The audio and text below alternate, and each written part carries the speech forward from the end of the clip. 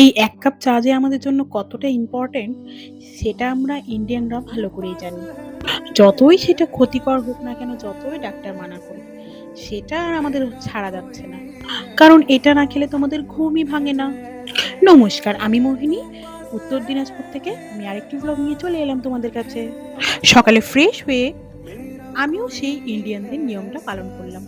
সকালে উঠে চা না খেলে তো আবার ঘুমই ভাঙে না।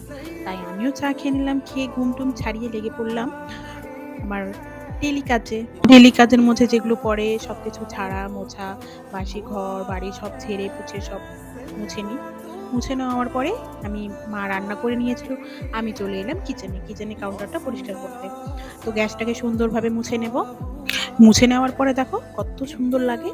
রান্নার পরেই যতটা নোংরা হয়, তারপরে আবার সারাদিনে যতই কিছু করো না কেন খুব একটা নোংরা হয় না। সারাদিনে একবার পরিষ্কার করলেই হয়ে যায়। তারপরে স্ল্যাবটা পরিষ্কার করলাম, জানালাটার মধ্যে ছিটকে আসে তাই ওগুলো পরিষ্কার করলাম। এগুলো হলো আমার শাশুড়ির কড়াইয়ের কালেকশন। তারপরে রান্নাঘরটাও নিচটা মুছে নিলাম। মুছে টুছে দেখো আমার ফাইনাল লুক কিচেনটা কেমন সুন্দর লাগছে বলো, জানিও। তারপরে স্নানে চলে গেলাম, স্নান কমপ্লিট। স্নান করার পরে ঠাকুর ঘরে পুজোও কমপ্লিট। এবার আমি চলে যাব খেতে।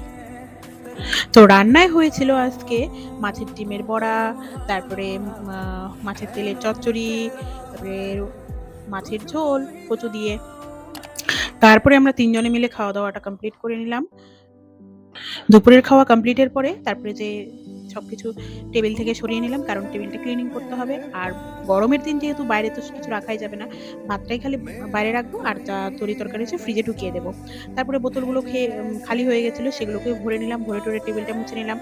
বাইরে যেটা আছে সেটা কিন্তু ভাত, ভাতটা রয়ে গেছে। তারপরে যাওয়ার পথে কাপড়গুলোকে শুকিয়ে গেছে, কাপড়গুলো নিয়ে চলে গেলাম। তারপরে নিয়ে যাওয়ার পরে সন্ধ্যেবেলা মেশিনটাকে চালিয়ে দিলাম, চালিয়ে দিয়ে স্নান করে নিলাম। স্নান করার পরে সন্ধ্যেটাও দিয়ে নিলাম। তো আমার কাপড়-চোপড় ধোয়া হয়ে গেছে। কাপড়গুলোকে নিয়ে চলে আসলাম উপরে। উপরে এসে স্ট্যান্ডে মেলে দিলাম।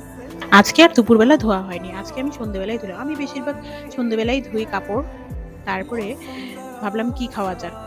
তারপরে গরম লেগে গেছিল। তো ভাবলাম না কোল্ড ড্রিংকই খাওয়া যাক। তো কোল্ড ড্রিংকটা খেয়ে নিলাম সুন্দর করে। কারণ শরীর ঠান্ডা হয়ে গেছে। পেট ঠান্ডাও করা চাই। তারপরে মেয়েকে পড়তে বসিয়ে দিলাম। পড়তে বসিয়ে ওর দেখো বাংলা হ্যান্ডরাইটিং গুলো ভালোই হয়েছে। ছোট্ট মেয়ে চেষ্টা করছে। তারপরে রাত্রে ডিনার করতে চলে এলাম। সবাই মিলে খাওয়া-দাওয়া করে নিলাম। তারপরে এই যে বাবা মেয়ের খুনসুটি। বাবা মেয়ের খুনসুটিও কমপ্লিট। কমপ্লিটের পরে তারপরে এবার আমি রাত্রের যে টেবিলটা পরিষ্কার-টরিষ্কার করে অল্প ভাত ছিল, ভাতটাকেও বের করে ফ্রিজে রেখে দিলাম। কারণ বাইরে থাকলে নষ্ট হয়ে যাবে। তারপরে পুরো টেবিলটা ক্লিন করে নেব। টেবিলে আর কোনো আয়ঠা রাখবো না।